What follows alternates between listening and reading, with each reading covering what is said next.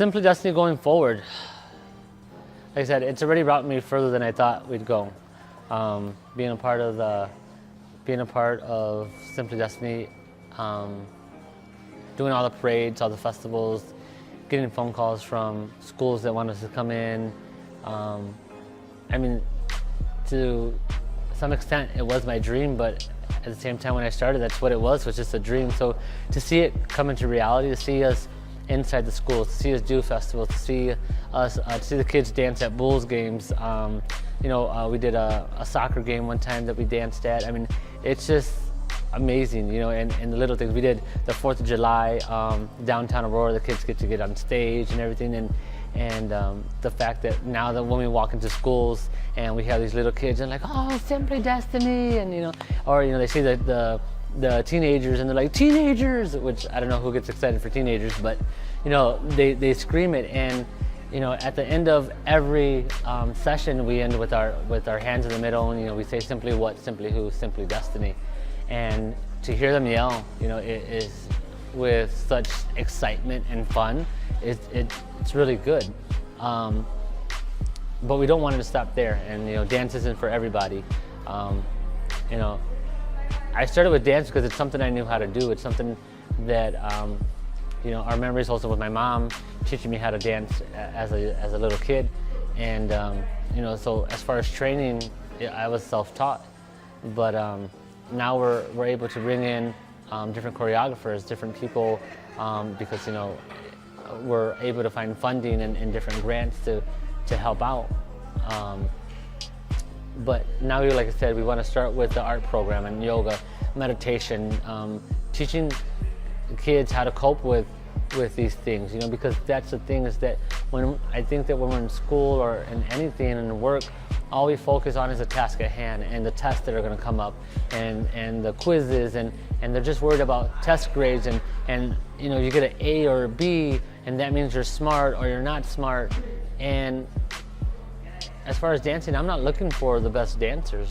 I'm looking for some energetic dancers, yes. I want them to find a talent within themselves that they never even knew they had. I want them to know that there's something inside of them that they can share with this world. We do this one dance called Limbo, and it's a dance we started from the beginning, and we still do it, and kids get excited. And now to share it with the elementary schools, when we have events, we tell them you're welcome to join in. And so now we have all these extra kids coming in and joining in.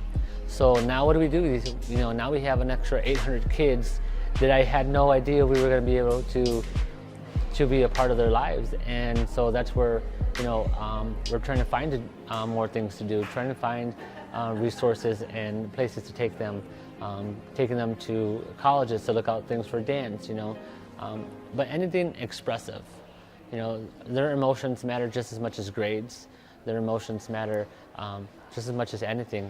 And so moving forward, we want to build the child and not the dancer. We start them with dance, and that builds some confidence. And if there's something after us, after we deal with what they're struggling with, if they can have the confidence to go out and try dance or basketball or gymnastics or whatever it is they want to do that they probably would have never had the confidence to do before, that's what we want. I have girls who have gone to gymnastics. I have kids who have started their own dance teams. We have kids who try sports or try cheerleading or POMs or dancing, but they try it not because, one, they have the confidence. Two, now they feel they have some skills under the belt. Am I the best instructor? No. But I will love them and try to teach them as much as I can and believe in them and not give up. And moving forward, that's what we want to move in for the kids. Moving forward, I want some therapists to come in for those who may need it, a social worker, because at the schools, we're seeing that the schools are so overcrowded with kids that they're not always able to see them, and I want them to know that we have someone here. The hours for Simply Destinee are usually after school. Most social workers, psychiatrists, therapists kind of stop at 4 or 5 o'clock, and that's it. Well, what happens when these kids have something they need that they're dealing with and no one's open? Simply Destinee is open.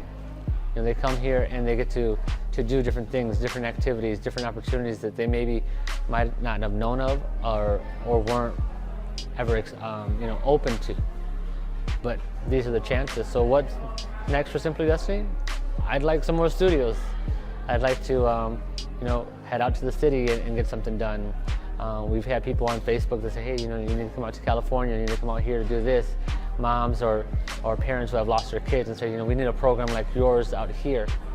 And I'd love to, but I need to make sure that Simply Destinee here is sustained. I need to make sure that the kids that I have here don't lose me. And if it's not me going somewhere else, I would really love to see the captains that we have in place now going out and traveling and opening up, another place, another chapter of Simply Destinee somewhere else, because I don't think there's anything wrong with trying to save a life. And we need that a lot more everywhere, whether it's for drugs or gangs or suicide. It's still, we're losing too many kids who just want to be a part of something.